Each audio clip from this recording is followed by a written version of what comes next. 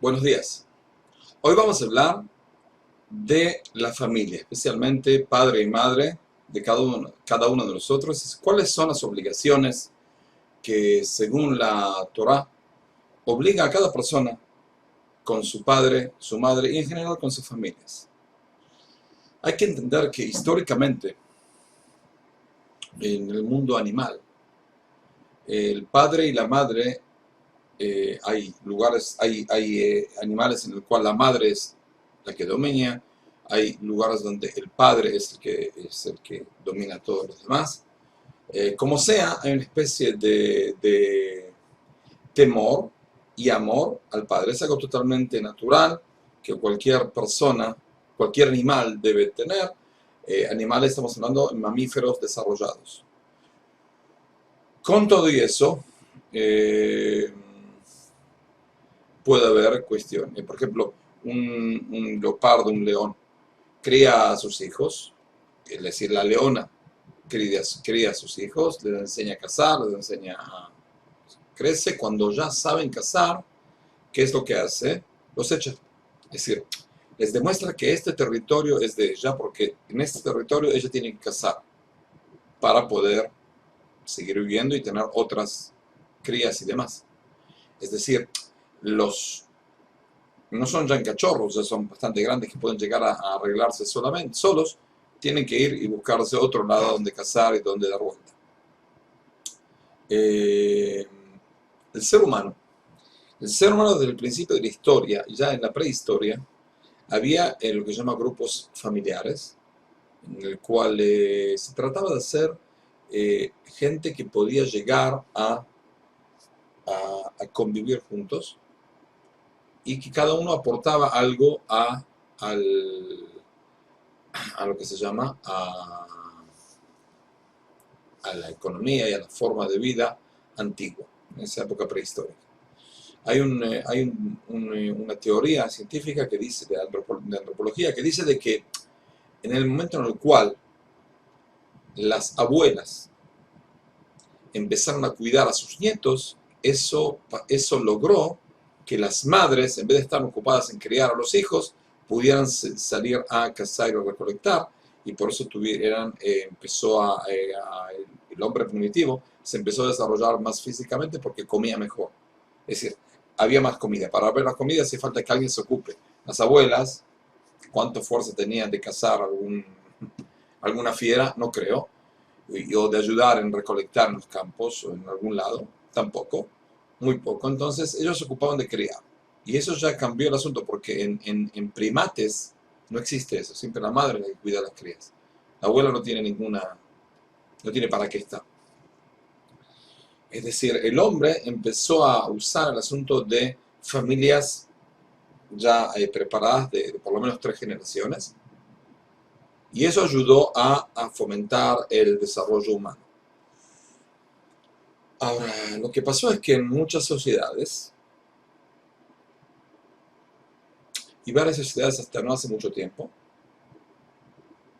personas, es decir, miembros de la familia, el cual ya no aportaban a la familia, no podían aportar, se sentían de más, pero también no se los mataba directamente, pero se los dejaba en lugares donde no puedan llegar a sobrevivir. Tanto sea porque ellos asumieron que, bueno, llegó su tiempo de despedirse de la familia y se iban solos, o eh, los llevaban a un lugar, los dejaban ahí, y bueno, que se arregle. Si los esquimales en Groenlandia, en esa zona, dejaban a sus padrastros, a sus abuelos y demás, en un lugar lejano, en la mitad del hielo, y bueno, se la van a comer ¿cómo se dice? Los osos polares y demás. Así en Japón, y demás, y demás, y demás. Eh, yo entiendo por qué lo hacían, pero es una especie de sociedad en la cual no respeta a sus padres. La revolución de la Torá es entender, y eso hay que entender, la Torá fue dada hace 3500 años. Si en Japón hasta hace 100 años, 150 años, se dejaba a los abuelos, cuando ya no podían aportar a la olla familiar, entonces se los dejaba en algún lado, fin del mundo, y bueno, que se mueran, y bueno, ya está, no hay nada que hacer. Si no tiene nada que hacer acá porque no hace nada, no nos ayudan a sobrevivir, nos ayudan en el campo y demás. Entonces, que hace 3500 años ya la Torah decía de que hay que respetar al padre, a la madre, a los abuelos y demás, y amarlos al padre, a la madre, a los abuelos y demás. Y eso es una especie de revolución mundial, porque hay que entender, hubo culturas que también respetaban a los abuelos y demás, seguro. El asunto hasta cuánto, hasta cuándo uno tiene que esforzarse para cumplir con eso. No es tan factible y tan usado. La Torah cambió. Por eso, ya en el versículo, nuestro rey David, hace 3000 años, ya nos dice, Al tashlicheni le'et zikna, no me abandones en la época de la ancianidad, porque la ancianidad es parte de la vida. Si lo máximo que vamos a llegar a nuestra vida es ser ancianos. Entonces, como los vamos a tratar a los ancianos, así nos van a tratar a nosotros. Si no es una cosa egoísta. La Torá no dijo, porque tienes que tener cuidado, porque como te trates a tu abuelo, te van a tratar a ti. No. La Torá dice de que hay que tratar a los abuelos bien. Hay que tratar de ayudarlos lo que se pueda. ¿Entendido? Ahora, siempre la familia en el judaísmo fue el ente primario, también en sociología, en todas las sociedades. Veo algo muy interesante en el cristianismo. Jesús nació judío, murió judío también. Nosotros pensamos que está muy equivocado y demás errores fatales que hizo, pero como sea, nació judío y murió judío. Pero él, no nada más el evangelio y después el desarrollo del cristianismo y demás, él mismo, su trato con su familia demostró de que la familia no tiene sentido. Es decir, él se consideraba a sí mismo como algo que es extrafamiliar. Y no tiene ningún trato familiar con nadie. ¿Dónde lo puedo decir?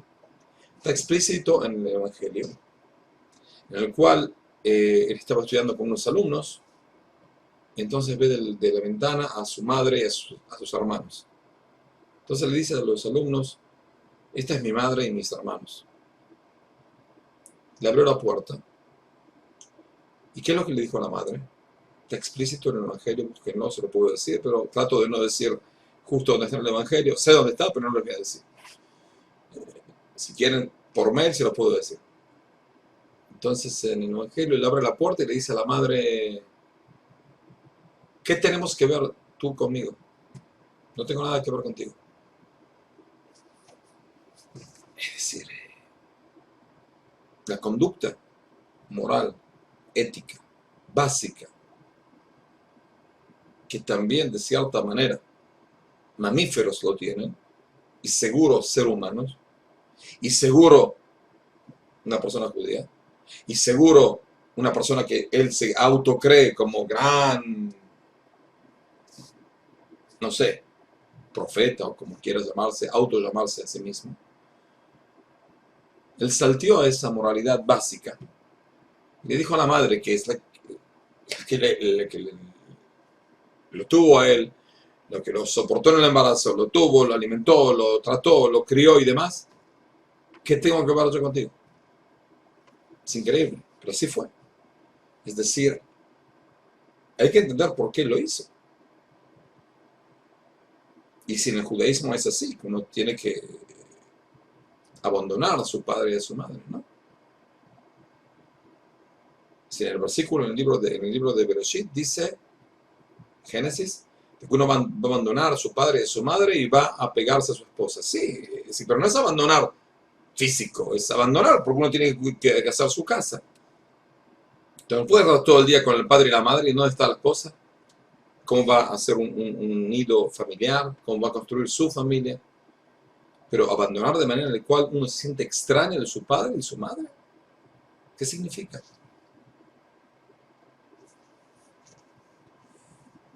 Según el judaísmo, cuando una persona se convierte al judaísmo, se considera como que nació de vuelta, nació de nuevo. Y su padre viene a ser Abraham, nuestro patriarca, y su madre Sara, nuestra matriarca. Pero con todo eso, está escrito en la ley judía, de que su padre mismo que lo hizo nacer, él debe respetarlo. ¿No? Respetarlo en vida y también rezar por él cuando muere y ayudarlo y lo que pueda mantenerlo, lo que pueda ayudarlo, lo que pueda hacer el bien para él, que lo haga. Porque aunque teóricamente él abandonó su nido familiar y recibió otra religión, con todo y eso, el padre y la madre son los que lo llevaron, le dieron la oportunidad de ser como es. Aunque por ahí no lo criaron, por ahí únicamente lo tuvieron, lo dieron por adopto, pero no importa. La posibilidad biológica de que él exista es por ese padre y esa madre. Entonces, el trato debe ser un trato también de amor y también cordial. Seguro, no es lo mismo porque ellos son de otra religión, pero con todo eso debe respetarlos y debe ayudarlos y debe tratarlos bien. Entonces,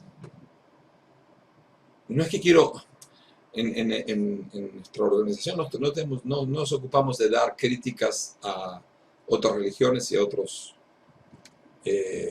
fundadores de religiones y demás. Pero el asunto es que es lo que quería ganar cuando Jesús le dijo a la madre, no tengo nada que ver contigo. ¿Por qué lo hizo?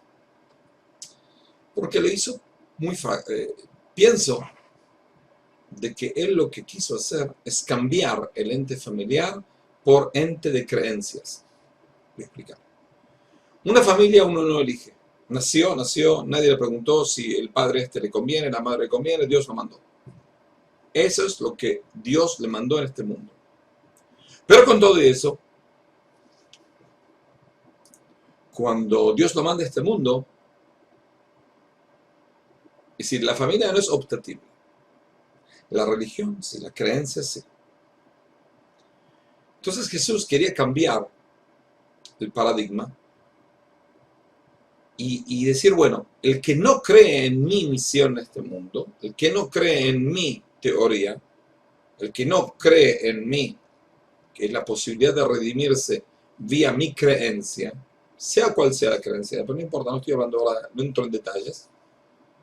El que no tiene la posibilidad de redimirse no es parte de mi familia. Es decir, la única manera de redimirse es a través mía. Entonces, todos los que no aceptan mi liderazgo y mi teoría no van a tener parte de la redención. Entonces, mi padre, mis hermanos, no tengo nada que ver con ellos. ¿Por qué? Porque no van a ser redimidos. ¿Por qué? Porque no creen en mí. Muy interesante. Su familia no creía en él. Hay que entender por qué. Pero no importa. Como sea. Es decir, cambio mi familia. ¿Quién es de ahora en adelante? ¿Quién es mi familia? Mi familia es los que creen en mí. Un poco el coso. Ahí está mejor. Los que creen en mí. Los que creen en mí son mi familia, mi nueva familia. Es decir, cambiar a la familia por creencias. Después está el asunto de no casarse, de que es preferible no casarse y vivir como un cura y una monja. La verdad es hermoso. Y no hace falta reproducirse, entonces no hace falta familia y demás. Errores uno tras del otro. Pero ¿en qué está basado? De que la creencia en él suplanta a la familia. ¿Por qué? ¿Por qué? Porque si la familia, al principio, sin la ley judía, estamos hablando al principio en la época prehistórica, la familia tiene una función socioeconómica. Entonces Jesús dijo muy simple, económicamente no me importa. ¿Por qué? Porque lo esencial es la redención. Todo lo que hay en este mundo no tiene ningún valor. Vamos a saltear sobre la parte de este mundo. Saltear sobre la parte económica. Al saltear sobre la parte económica, ¿qué es lo que queda? Dijimos socioeconómico, social. Tampoco es mi sociedad. ¿Por qué? Porque yo quiero que mi sociedad es la que crea en mí y llegue conmigo a la redención. Como ellos no van a creer en mí, no me creen en mí y no van a redimirse, porque según Jesús la única forma de redención es vía mi idea y mi personalidad. Entonces no tengo nada que ver ni social ni económico. Es decir, la familia no es algo que tiene una utilidad, es decir, no es algo intrínseco, no es algo que es de mi identidad, no, es algo totalmente funcional, socioeconómico. Al sociedad, no quiero nada con ellos, y económico menos, porque no tengo nada que ver con la economía mundial, no quiero, cuanto menos economía tenga, mejor, porque lo esencial es el alma. No hay que salvar el cuerpo, hay que salvar el alma. Hay que tratar de vivir acá, porque no hay que sobrevivir, pero no hace falta para eso tener una familia. Puedo juntarme con como dice, él salió, es decir, Jesús era parte de una secta que se llamaban los Isiim. Vivían solos, por lo general hombres, en como comunas, y vivían solos, se apartaban del mundo y demás, y demás, y demás. Y de ahí salieron los Yeshuim, y de Yeshuim salió Yeshu y demás, Jesús, jesuitas y demás. Como sea, se puede arreglar uno solamente sin familia. Uno se junta con gente que piensa como yo. Trabajamos juntos, vivimos de manera muy económica, muy espartana, como se dice. Y sobrevivimos en este mundo. Lo esencial es que esté con gente que piensa conmigo, como yo, gente que odia este mundo, gente que no tiene ningún valor para este mundo. El mundo no tiene ningún valor para ellos y puede llegar a sostener y vivir su vida y la verdad, hermoso. Es un problema. Es decir, yo entiendo de dónde salió la grandísima idea esa, pero es un error total, porque la familia tiene un valor no por la utilidad. Es decir, mi abuelo tiene un valor por lo que es. No tengo ya más abuelos, se murieron todos, pero no importa. Mi familia, mi madre es mi madre no porque me cocina. Tampoco me cocina porque yo vivo acá y yo vivo en Argentina, pero como sea.